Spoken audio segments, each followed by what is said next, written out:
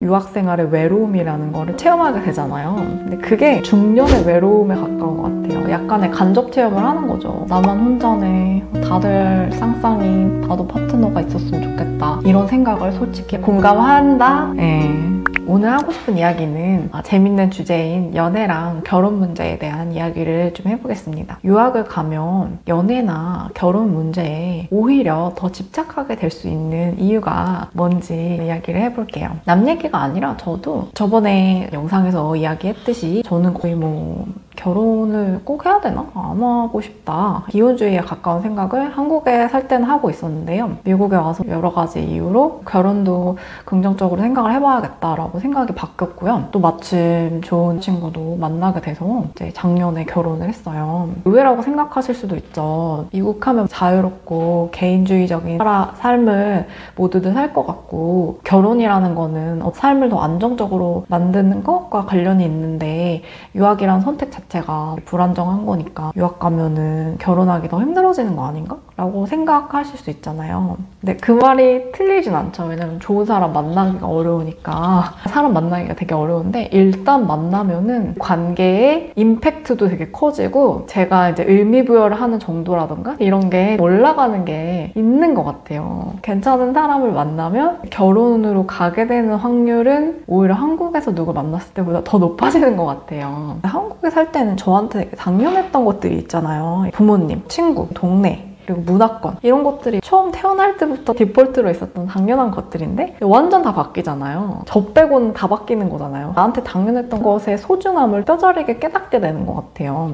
구체적으로도 세 가지의 측면이 있다고 보는데요. 첫 번째로는 중년에 혼자 지내면 외로울 거라고 어른들이 말하잖아요. 타지에서 자취생활을 하고 이러다 보면 간접 체험할 수 있는 기회를 갖게 되는 것 같아요. 한국에서 결혼을 별로 안 하고 싶어서 엄마랑도 이야기를 나눴어요. 엄마 나 결혼 꼭 해야 되나 싶어 이러니까 엄마가 그렇구나. 근데 네가 만약에 50살 정도 됐을 때 어떨 것 같아?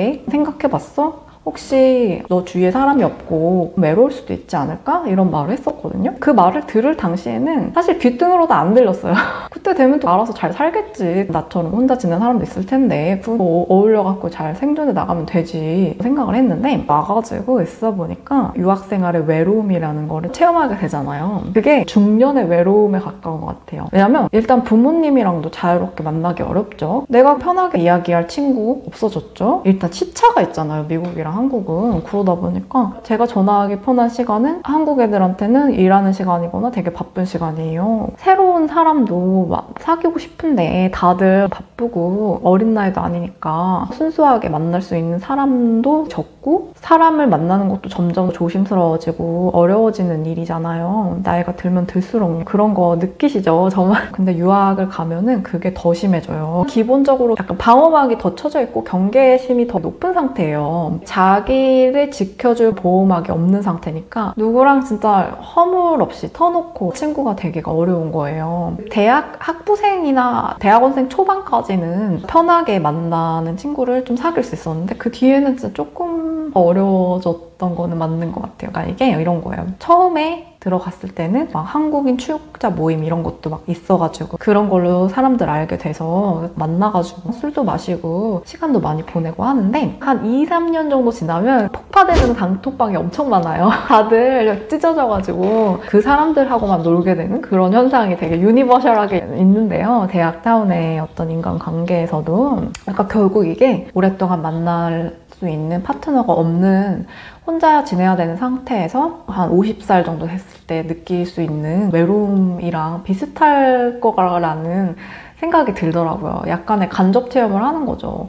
그때 돼서 제가 곁에 만날 수 있는 사람이 없으면은 부모님이랑도 아무래도 젊을 때보다는 멀어지거나 슬픈 일도 있을 수 있고 친구들도 결혼한 친구랑은 아무래도 편하게 만날 수 없고 그렇다고 새로운 친구 편하게 만나기도 어렵죠. 일종의 이런 외로움 같은 거를 느낄 수 있겠다는 생각이 들더라고요. 엄마가 이야기했을 때는 귀등으로도 안 들리던 게 나가서 살면 쩔든다더니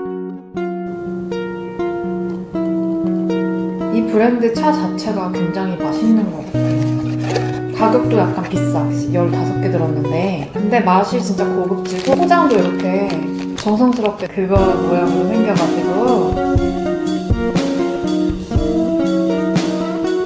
그리고 두 번째 측면은 미국은 어딜 가나 파트너 문화라는 게 있는 것 같아요. 나는 특별한 관계를 유지하는 로맨틱 파트너가 있어. 이런 거를 내가 잘 살고 있어 라는 지표로 여기는 문화가 있는 것 같아요. 파티 같은 거를 과에서 하든 어디서 하든 자기 뭐 아내가 됐든 누가 됐든 데리고 오는 그런 문화가 있거든요. 그 파트너가 제가 만나서 얘기할 애들이랑 일명식도 없고 처음 본 애들일지라도 그냥 데리고 가는 거예요. 같이 놀고 막 쌍쌍이 같이 다니면서 뭐 할 때도 막 같이 하고. 그래서 미국인 애들도 자기 파트너가 있냐 없냐에 엄청 집착을 하고, 한 번 이제 파트너 관계가 되면은 같이 살면서 굉장히 가까운 관계를 유지하고 또 관계 자체가 오래가고 또 그러면서 어린 나이에 20대에 결혼하게 되는 경우도 굉장히 많은 것 같아요. 그리고 그 유학 가면 외롭다고 하는데 제 생각엔 외국인만 외로운 게 아닌 것 같고 내국인 지네들도 외로운 그런 문화를 갖고 있는 데가 미국인 것 같아요.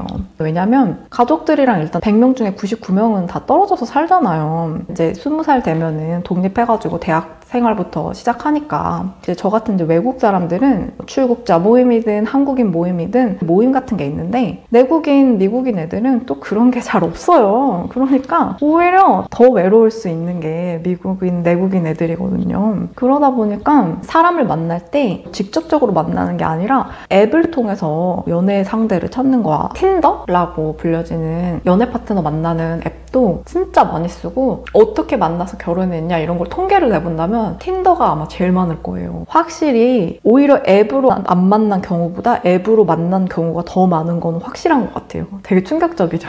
그래서 이게 한국이랑은 다른 점이죠. 왜냐면 한국은 수도권에 사람들이 많이 살잖아요. 그러니까 굳이 결혼을 안 해도 이렇게 가족들도 가까운 데 살고 있고 가족들이랑 시간 많이 보낼 수 있고 같은 동네 살고 있던 친구들이랑도 시간 보내면 되고 굳이 자기 옆에 한 명 누구를 이렇게 딱 맡아놓지 않아도 되는 게 있잖아요. 근데 미국에서는 다 떨어져 살고 뭐 명절 때나 보는 거고 이러니까 자기랑 가까운 데에서 자기 옆에 누가 있어야지 심리적으로 훨씬 나은 거예요. 그러니까 제가 어떤 친구가 있는데 그 친구 말고 같이 놀 친구가 9명이 더 있는 상황이랑 아니면 그 친구 한 명밖에 없는 상태일 때 그 친구한테 의미부여하고 소중하게 대하는 정도가 다를 수밖에 없을 거 아니에요. 저도 뭐 연애를 하면서 약간 심리적으로 더 의지하게 되고 이런 게 있더라고요. 이게 뭔가 새로운 곳에 가면은 사람들을 만나잖아요. 그냥 밥 먹으러 같이 가는 거는 엄청 친한 사람이 아니어도 쉽게 할 수 있죠. 근데 뭐 여행이라던가 이런 거는 친해지고 같이 보낸 시간이 길기 전에는 같이 하기가 쉽지가 않은 거잖아요.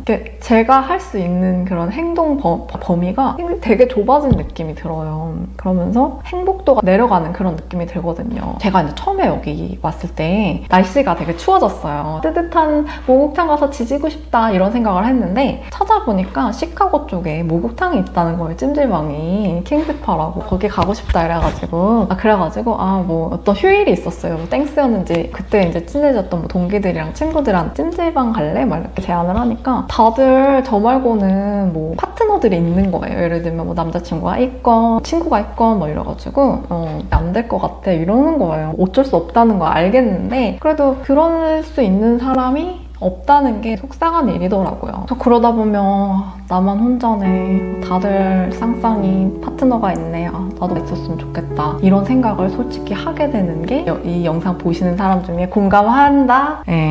근데 이게 진짜 어렵죠. 누군가랑 친해져서 편하게 불러내고 또 저도 불려갈 수 있고 이런 관계가 되는 게 아니면은 그런 거 필요도 없이 이미 결혼해서 왔어 이런 사람들이 너무 많으니까. 그럼에도 불구하고 현재 자기가 유학 중인데 편하게 불러낼 수 있는 친구가 뭐 3명 정도 있다 이러면 난 행운하다 라고 생각하면서 좋은 추억 만들고 살아가시면 될 것 같아요. 근데 상황에 따라서 그런 환경이 받쳐주지 않는 경우가 더 많죠. 그러다 보면 살아가면서 곳곳에 빈 시간에 진짜 그냥 편하게 연락할 수 있는 친구가 없다는 느낌이 막막하고 쓸쓸하다라고 느껴지는 순간들이 있는 것 같아요. 그런 측면에서 처음에 갈 때는 꼭 혼자 살기보다는 다른 친구랑 룸메를 해서 사는 것도 괜찮은 것 같아요.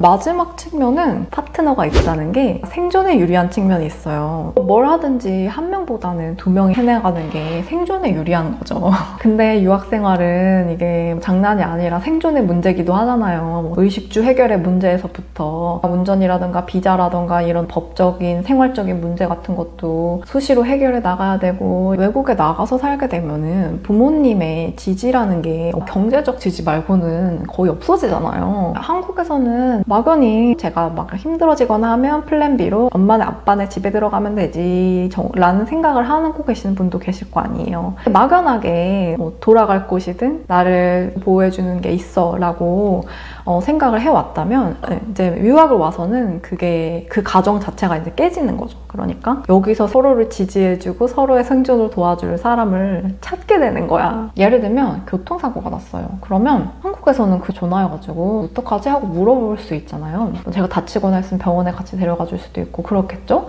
근데 미국에 있으면 그것도 안 되고, 제가 실제로 여기 와서 교통사고가 2번 났었는데, 2번째 난 교통사고는 경찰들 와가지고 그 케이스로 올라갈 만큼 크게 난 교통사고였는데 2번 다 진짜 당황스럽더라고요. 이거 어떻게 해결해야 되지 하고, 막 해결하는 게 정말 다 처음 해나가야 되는 거고, 이거 다 저 혼자 헤쳐나가야 되는 거고, 정보 수집, 구글 찾고 이거 어떻게 해야 되고, 안 좋은 꼴 안 당하려면 내가 어떻게 처신해야 되고, 좀 이렇게 후달리는 느낌이 들거든요. 그래도 찾아줄 수라도 있고, 필요하면 같이 연락해보고 알아보고 해줄 수 있고, 그리고 저도 그런 걸 도와주는 사람이 돼줄 수가 있고, 이런 약 연락망? 서로의 생존을 챙겨줄 그런 게 꼭 뭐 연애 파트너가 아니어도 친구라도 진짜 막 필요해요. 한 명도 없으면은 정말 헤쳐나가기 힘들고 막막하죠. 어떻게든 같이 더불어서 의지할 만한 사람이 없다는 생각이 들면 내가 정말 이 세상에 혼자구나, 막막함을 느낄 수가 있겠죠. 아, 이제 만들어야겠구나 해서 사람을 찾아 나서게 되는 경우를 많이 보고, 저도 그랬던 것 같고요. 제도적으로 결혼 같은 거를 하게 되면은 비자라던가 이민 문제 이런 데 있어서도 유리해지잖아요. 영주권 신청 이런 문제에 있어서 둘 중에 한 명만 해결하면은 다른 한 명은 이제 자동으로 뭐 영주권을 받게 될 수 있는 거니까,